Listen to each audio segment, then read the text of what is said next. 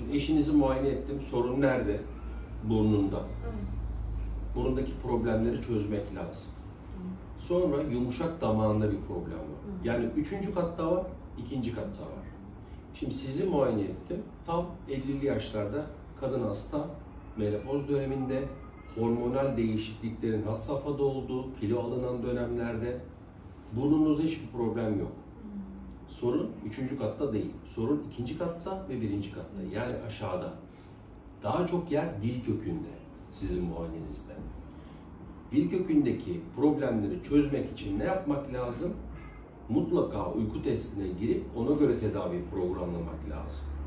Gece artan tansiyonların nedeni de aslında siz gece uykudayken nefesinizi tuttuğunuz anda ne oluyor?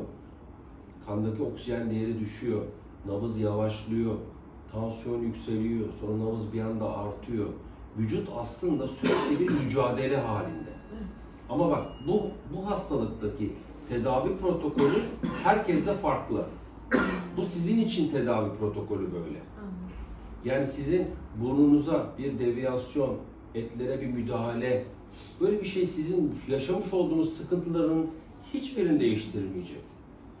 Ya da eşinize bir yerde küçük dili, sadece küçük dile müdahale etmek, o böyle bir tedavi şeklimiz çok izole hastalardadır. Sizde öyle bir şeye de gerek yok. Dolayısıyla muhakkak ve muhakkak altın standart uyku testine giriyorsunuz. Biz uyku testinde neyi görüyoruz? Sizin gece ne yaşadığınız, tansiyonunuzun, nabzınızın ne olduğunu, uykunun hangi safhalarında sıkıntı yaşadığınızı, hangi bölgede sıkıntı olduğunu. O yüzden uyku testi altın standart.